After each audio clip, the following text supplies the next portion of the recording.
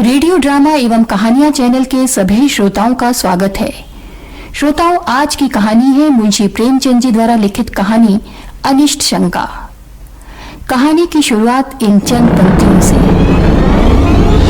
गमे फिराक में दिल अश्कबार रहता है, न दिल को चैन न शब को करार रहता है। हर एक लम्हा मुझे इंतजार रहता है। अब इंतजार की घड़ियां मेरी बिता जाओ, मेरे रफीक, मेरे दिल नवाज आ जाओ। तसव्वुरात पे दिन रात छाए रहते हो, ख्यालों ख्वाब की दुनिया बसाए रहते हो। अगर चेहरों के अंदर समाये रहते हो, मगर जो आग है दिल में उसे बुझा जाओ। मेरे रफीक, मेरे दिल नवाज आ जाओ। निगाहें ढूंढती हैं तुमको लालाजारों में, तलाश करता है दिल तुमको चांद तारों में। ख्याल रहता है हर वक्त कोहसारों में, भटक रही हूं निशा, अपना कुछ बता जाओ। मेरे रफीक, मेरे दिल नवाज आ जाओ। चांदनी रात, समीर के सुखद झोंके, सुरम्य उद्यान। कुंवर अमरनाथ अपनी विस्तीर्ण छत पर लेटे हुए मनोरमा से कह रहे थे, तुम घबराओ नहीं, मैं जल्दी लौटूंगा। मनोरमा ने उसकी ओर कातर नेत्रों से देखकर कहा, मुझे क्यों नहीं लेके चलते? तुम्हें वहां कष्ट होगा, मैं कभी यहां रहूंगा कभी वहां, सारे दिन मारा मारा फिरूंगा। पहाड़ी देश है, जंगल और बीहड़ के सिवाय बस्ती का कोसों पता नहीं। उस पर भयंकर पशुओं का भय, तुमसे ये तकलीफें न सही जाएंगी। तुम भी तो इन तकलीफों के आदी नहीं हो। मैं पुरुष हूं, आवश्यकता पड़ने पर सभी तकलीफों का सामना कर सकता हूं। मैं भी स्त्री हूं, आवश्यकता पड़ने पर आग में कूद सकती हूं। स्त्रियों की कोमलता पुरुषों की काव्य कल्पना है। उनमें शारीरिक सामर्थ्य चाहे ना हो, पर उनमें वो धैर्य और साहस है जिस पर काल की दुश्चिंताओं का जरा भी असर नहीं होता। अमरनाथ ने मनोरमा को श्रद्धामय दृष्टि से देखा और बोले, ये मैं मानता हूं, लेकिन जिस कल्पना को हम चिरकाल से प्रत्यक्ष समझते आए हैं वो एक क्षण में नहीं मिट सकती। तुम्हारी तकलीफ मुझसे नहीं देखी जाएगी, मुझे दुख होगा। देखो, बाहर चांदनी में कितनी बहार है। मुझे बहलाओ मत, मैं हट नहीं करती, लेकिन मेरा जीवन यहाँ मुश्किल हो जाएगा। मेरे हृदय की दशा विचित्र है। तुम्हें अपने सामने न देखकर मेरे मन में तरह तरह की शंकाएं होती हैं कि कहीं चोट न लग गई हो। शिकार खेलने जाते हो तो डरती हूँ कहीं घोड़े ने शरारत न की हो। मुझे अनिष्ट का भय सदैव सताया करता है। लेकिन मैं तो विलास का भक्त हूं। मुझ पर इतना अनुराग करके तुम अपने ऊपर अन्याय करती हो। मनोरमा ने अमरनाथ को दबी हुई दृष्टि से देखा, जो कह रही थी, मैं तुमको तुमसे ज्यादा पहचानती हूँ। बुंदेलखंड में भीषण दुर्भिक्ष था। लोग वृक्षों की छालें छील छील कर खाते थे। क्षुधा पीड़ा ने भक्षाभक्ष की पहचान मिटा दी थी। पशुओं का तो कहना ही क्या, मानव संतानें कौड़ियों के मोल बिकती थी। पादरियों की चढ़ बनी थी। उनके अनाथालयों में नित्य गोल के गोल बच्चे भेड़ों की भांति हाके जाते थे। माँ की ममता मुट्ठी भर अनाज पर कुर्बान हो जाती। कुंवर अमरनाथ काशी सेवा समिति के व्यवस्थापक थे। समाचार पत्रों में ये रोमांचकारी समाचार देखे तो तड़प उठे। समिति के कई नवयुवकों को साथ लिया और बुंदेलखंड जा पहुंचे। मनोरमा को वचन दिया कि प्रतिदिन पत्र लिखेंगे और यथासंभव जल्द लौट आएंगे। 1 सप्ताह तक तो उन्होंने अपना वचन पालन किया, लेकिन धीरे धीरे पत्रों में विलंब होने लगा। अक्सर इलाके डाकघर से बहुत दूर पड़ते थे। यहाँ से रोज पत्र भेजने का प्रबंध करना मुश्किल था। मनोरमा वियोग दुख से विकल रहने लगी। वो अव्यवस्थित दशा में उदास बैठी रहती, कभी नीचे आती, कभी ऊपर जाती, कभी बाग में जा बैठती। जब तक पत्र न आता वो इसी भांति व्यग्र रहती। पत्र मिलते ही सूखे धान में पानी पड़ जाता। लेकिन जब पत्रों के आने में देर होने लगी तो उसका वियोग विकल हृदय अधीर हो गया। बार बार पछताती कि मैं नाहक उनके कहने में आ गई। मुझे उनके साथ जाना चाहिए था। उसे किताबों से प्रेम था, पर अब उनकी ओर ताकने का भी जीना चाहता। विनोद की वस्तुओं से उसे अरुचि सी हो गई। इस प्रकार 1 महीना गुजर गया। एक दिन उसने स्वप्न देखा कि अमरनाथ द्वार पर नंगे सिर नंगे पैर खड़े रो रहे हैं। वो घबराकर उठ बैठी और उग्रावस्था में दौड़ी दौड़ी द्वार तक आई। वहां का सन्नाटा देखकर उसे होश आ गया। उसी दम मुनीम को जगाया। मुनीम जी, मेरा दिल बहुत घबरा रहा है। इनका कोई जवाब नहीं आया। मैंने तार भी भेजा था, किंतु कोई जवाब नहीं आया। जरा आप इनको तार भेजिए। सारा दिन गुजर गया, मगर कोई जवाब नहीं आया। दूसरी रात भी गुजरी, लेकिन जवाब का पता न था। मनोरमा निर्जल निराहार मूर्छित दशा में अपने कमरे में पड़ी रहती। जिसे देखती उसी से पूछती, जवाब आया? कोई जवाब आया? कोई द्वार पर आवाज देता तो दौड़ी हुई जाती और पूछती, कुछ जवाब आया? उसके मन में विविध शंकाएं उठती। दासियों से स्वप्न का आशय पूछती। स्वप्नों के कारण और विवेचना पर कई ग्रंथ पढ़ डाले, पर कुछ रहस्य न खुला। दासियां उसे दिलासा देने के लिए कहती, कुंवर जी कुशल से हैं। स्वप्न में किसी को नंगे पैर देखो तो समझो वो घोड़े पर सवार है। घबराने की कोई बात नहीं है। लेकिन रमा को इस बात से तस्कीन न होती। उसे तार के जवाब की रट लगी हुई थी। यहां तक कि 4 दिन गुजर गए। किसी मोहल्ले में मदारी का आ जाना बच्चों के लिए एक बड़ी बात है। उसके डमरू की आवाज में खोचे वाले की शुद्धावर्धक ध्वनि से भी ज्यादा आकर्षण होता है। इसी तरह मोहल्ले में किसी ज्योतिषी का आ जाना रोमांच की बात है। एक पल में इसकी खबर घर घर फैल जाती है। सास अपनी बहू के लिए आ पहुंचती है। माता भाग्यहीन लड़की को लेकर आ जाती है। ज्योतिषी जी सुख दुख की अवस्था अनुसार बारिश करने लगते हैं। उनकी भविष्यवाणी में बड़ा गूढ़ रहस्य होता है।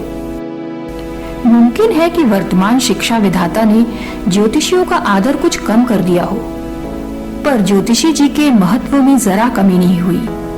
उनकी बातों पर चाहे किसी को यकीन न हो, पर सुनना सभी चाहते हैं। उनका भाग्य निर्णय भाग्य रेखाओं से भी जटिल तथा दुष्ग्राह्य होता है। उनके एक एक शब्द में उम्मीद है और भय को उत्तेजित करने की ताकत भी है। विशेषतः उनकी अमंगल सूचना तो वज्रपात के तुल्य है, घातक तथा दग्धकारी। तार भेजे हुए आज 5वां रोज था कि कुंवर साहब के द्वार पर एक ज्योतिषी का आगमन हुआ। तत्काल मोहल्ले की महिलाएं इकट्ठा हो गईं। ज्योतिषी जी भाग्य विवेचना करने लगे।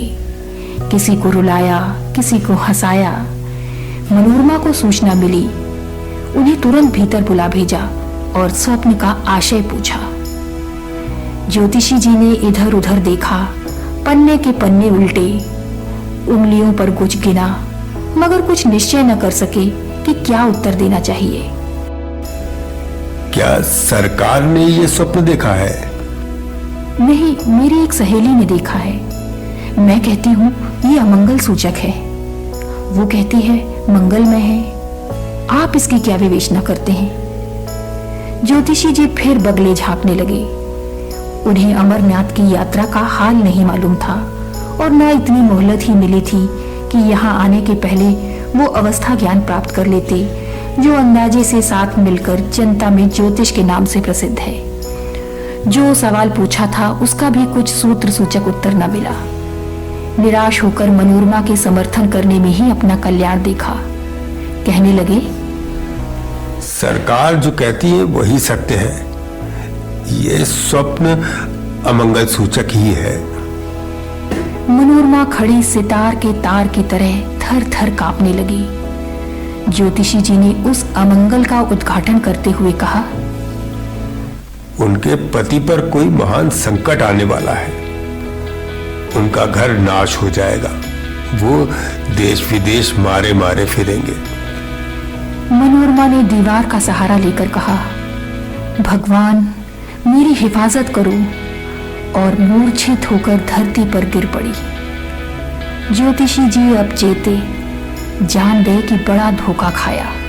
आश्वासन देने लगे, आप चिंता ना करें, मैं उस संकट का निवारण कर सकता हूं।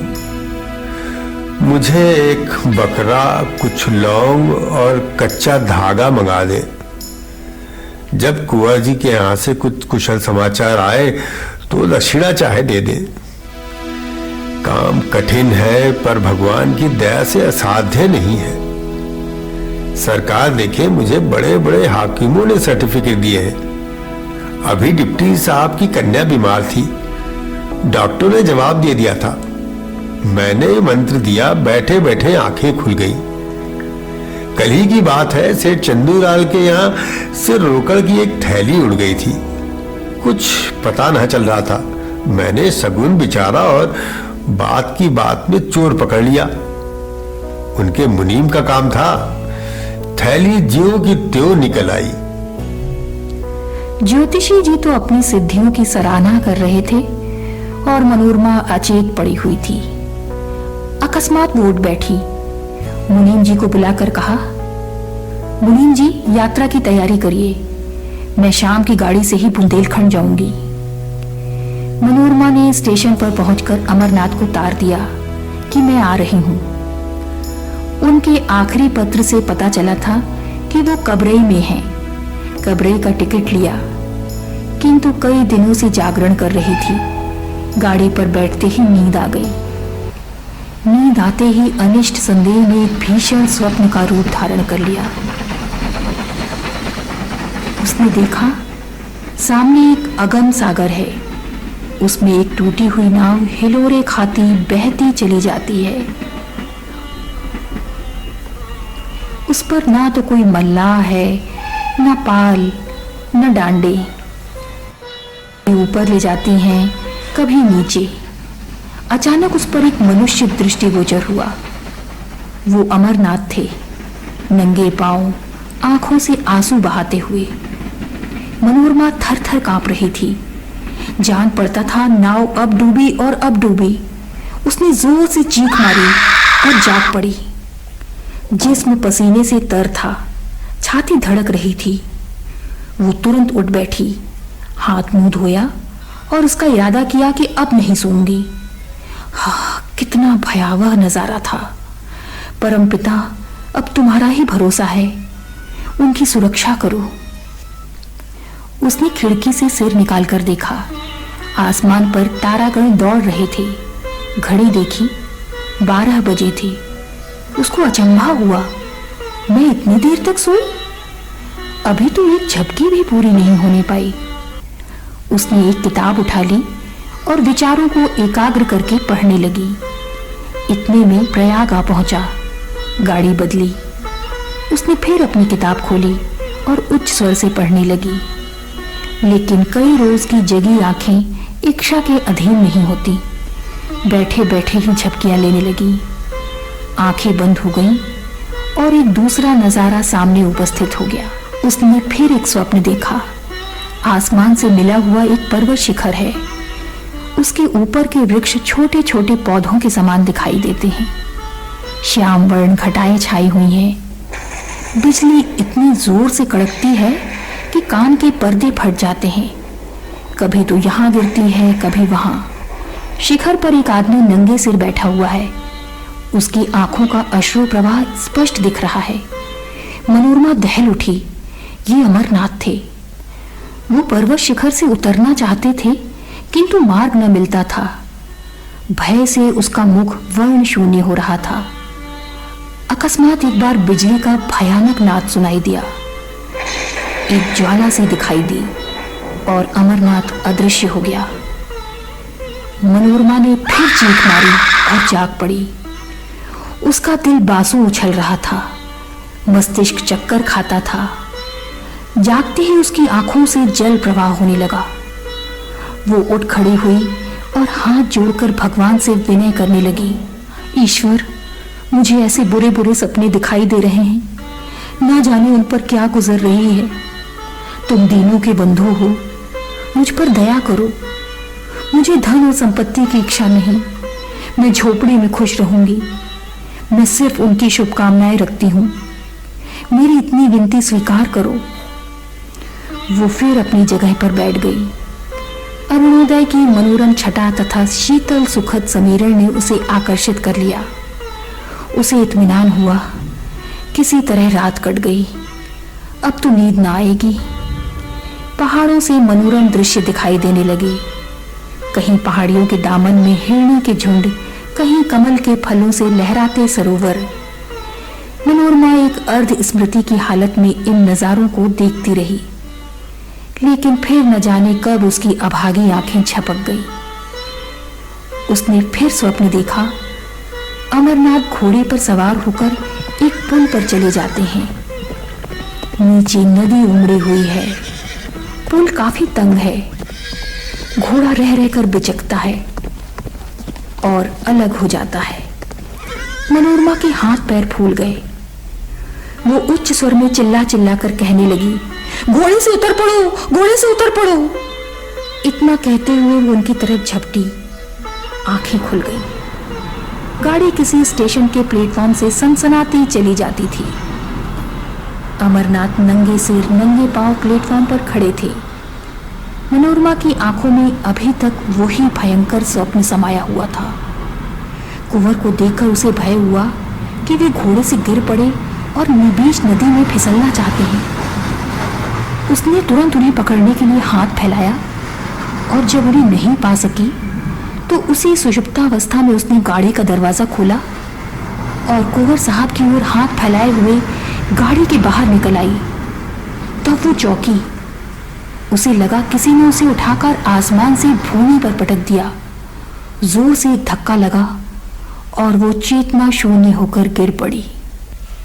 ये कबरई का स्टेशन था। अमरनाथ तार पाकर मनोरमा को स्टेशन पर लेने आए थे, मगर ये डाक गाड़ी थी, कबरई स्टेशन पर न ठहरती थी। मनोरमा उतरना चाहती थी, पर कैसे? ट्रेन चली जा रही थी। अमरनाथ छूटे जा रहे थे। वो उन्हें कैसे छोड़ती? उसने चलती ट्रेन से प्रेमवश छलांग लगा दी।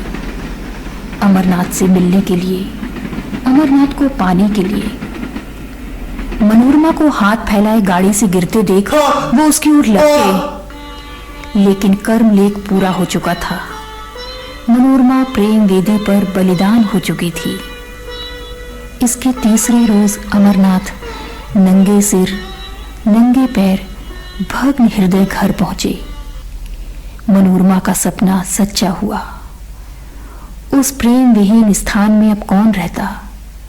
उन्होंने अपनी सारी संपत्ति काशी सेवा समिति को प्रदान कर दी और अब वो नंगे सिर नंगे पैर विरक्त हाल में देश विदेश भ्रमण करते हैं। ज्योतिषी जी की विवेचना भी चरितार्थ हो गई। ये थी मुंशी प्रेमचंद जी द्वारा लिखित कहानी अनिष्ट चंका। उम्मीद है कहानी आपको पसंद आई होगी। अगर आप इसी तरह की और कहानियां सुनना चाहते हैं तो हमारे चैनल को सब्सक्राइब जरूर करें और बेल बटन का प्रयोग भी करें। यदि कहानी के संबंध में आपके कोई सुझाव हो तो उनसे हमें जरूर अवगत कराएं। आपके सुझाव हमारी त्रुटियों के सुधार में उपयोगी होंगे। धन्यवाद।